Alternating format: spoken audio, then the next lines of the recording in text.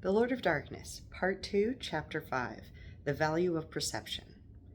Back in modern day, Eve confidently strode into the blue void, eager to persuade God to remove her and Nick's perception skips early. I followed her in, somewhat less eagerly. God was manifested as a sea otter for whom the air was a breathable sea, and they swam around in playful loops. "Welcome, my children." "You know I am here," Eve began. The Creator shook their head. "It does not work like that. If I responded to the questions you were about to ask, I would never converse with anyone. Furthermore, I look forward to hearing your case." It occurred to me that if God was looking forward to this, then it might actually be possible for Eve to win her case. Yes, the Almighty has occasionally been known to change their mind. When I asked them why they don't just avoid mistakes, they said, "I do not make mistakes. A circle is not a circle until it completes a circle. Many things hold little meaning until they occur." Whatever that means. Eve struggled to maintain eye contact with the ever-moving otter manifestation. "Not to be rude, but that's very distracting." "I understand, of course," replied God, suddenly standing as if on solid ground, eye level with Eve. "Is this better?" "Much." Eve smiled gratefully before launching into her case. "You blocked Nick's and my abilities to perceive each other as part of his penance. You told Nick his penance ended after Jesus' resurrection, but the perception skips persist." "How?" I began, but the Creator hushed me. Eve continued, "If he completed his penance, then he successfully atoned for his sin and became a better person. You wouldn't keep punishing us for no reason." "Therefore you know there must be a reason," God replied. "One might argue, for example, you are bad influences on each other." "If that's true, you wouldn't end the separation at all," Eve argued. "Who says I will end it at all?" they challenged. "Gabriel," Eve told them. "I think a few others tried too." "I thought she couldn't hear me talk about him," I blurted out defensively. "You are not in trouble, Gabriel," God assured me. "Oh, good." Eve continued, "I bet you kept us separated because my presence would have somehow interfered with Nick's predestiny between Jesus' resurrection and Earth's apocalypse." God nodded apologetically. "Maintaining balance between destiny and freedom while maximizing goodness is more nuanced than you think. But essentially, yes." Eve reasoned, "If you let Nick see me when the apocalypse started, he would have returned to heaven to find me as soon as he realized it started early. If you let him see me earlier, he wouldn't have thought to postpone the apocalypse in the first place." "But what's stopping you now? You know I won't interfere with Nick's plans for Earth. This world's his baby. We can grow the next one together." God laughed, covering their mouth with their paw. Eve and I looked at them with surprise. "You will understand it later," they said. "Apologies for the interruption. You are doing splendidly. Please continue." "If you reunited me with Nick now, would it damage his destiny?" Eve asked. "No," God admitted. "I'm suffering now," Eve said. "I think Nick is too. I haven't heard any reasons to keep us apart. Please, God, let me be with the man I love." "Spellbinding," exclaimed the Almighty, applauding as best as their otter body allowed. "In truth, my dear Eve, those restrictions were eligible for removal the moment the votes were in to proceed with the apocalypse." "What?" Eve and I exclaimed. "Why didn't you tell us?" she demanded. "Because," God replied seriously, "it was important for you to ask. Furthermore, your inability to perceive information about one another ended the moment you entered my blue void today." With an amused twinkle in their eyes, they added, "Strange how after all this time you did not notice you could suddenly hear his name." "Thank you!" Eve exclaimed with shining eyes. "My pleasure," said God, waving goodbye. "I can't believe that worked," I told Eve as we left the blue void. She beamed. "I can." "How did you know all that?" I asked. "You couldn't perceive anything about him until a few minutes ago." Eve was preoccupied with combing tangles out of her hair with trembling fingers. "How do I look?" "Stunning," I said. She smiled gratefully. And then there was a blinding flash of light. I must have closed my eyes because the next thing I did was open them and stare at the empty space where Eve had been moments before. How could I tell Nick? I didn't have to tell Nick. He knew when I got there. Horseman Danny of Death burst into the devil's office on her mighty steed, who let out a triumphant cry to accompany their already dramatic arrival. "Can I help you?" Nick asked with an amused grin. "Hopefully," Danny replied, dismounting fluidly. "It's probably just a glitch." "Uh-oh," said Nick. "Everyone else get out."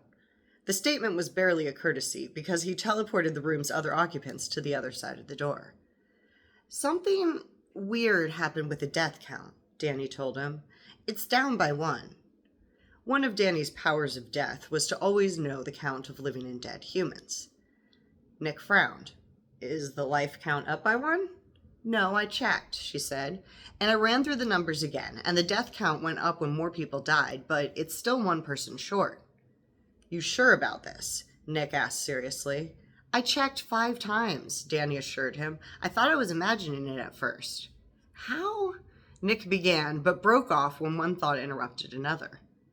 He pulled up screens with life and death counts. He swept through a series of other menus more rapidly than Danny could follow, before landing on a record of passes to various worlds.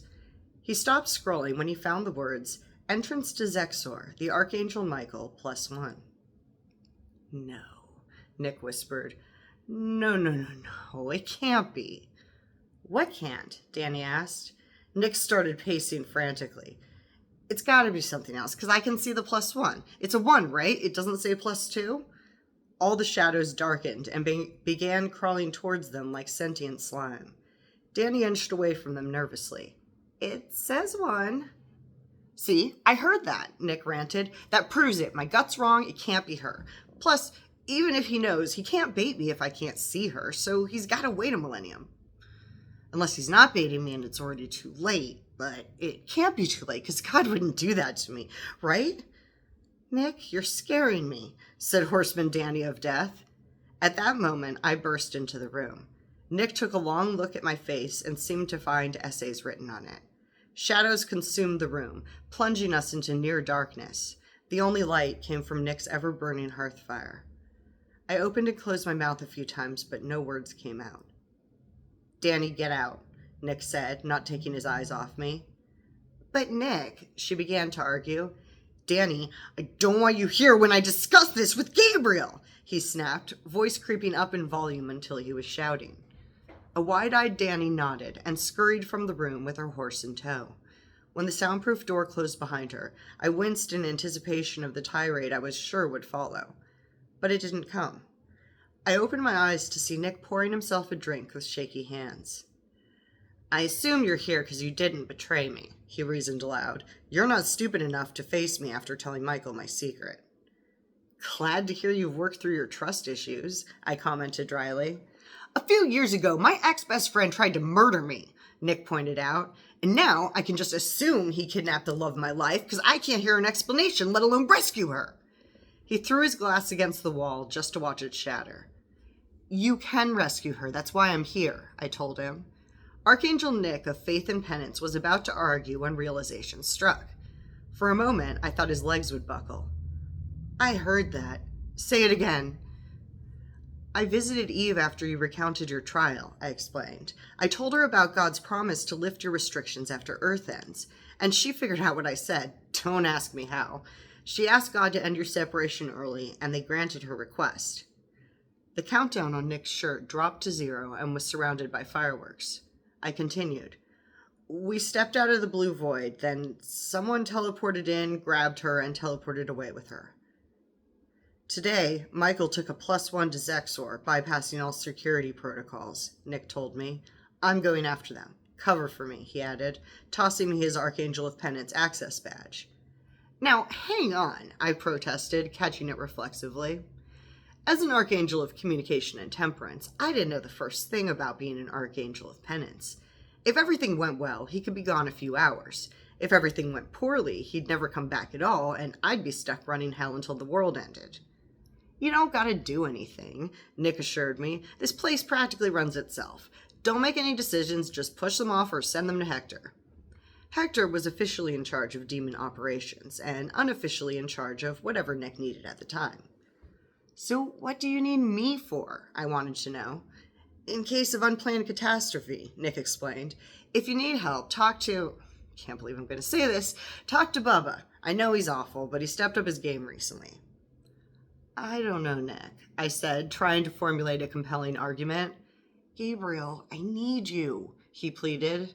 Why me? I whined. 'Cause I trust you, Nick told me, scattering my excuses. I sighed. Fine. Also, 'cause I need your badge, the devil added.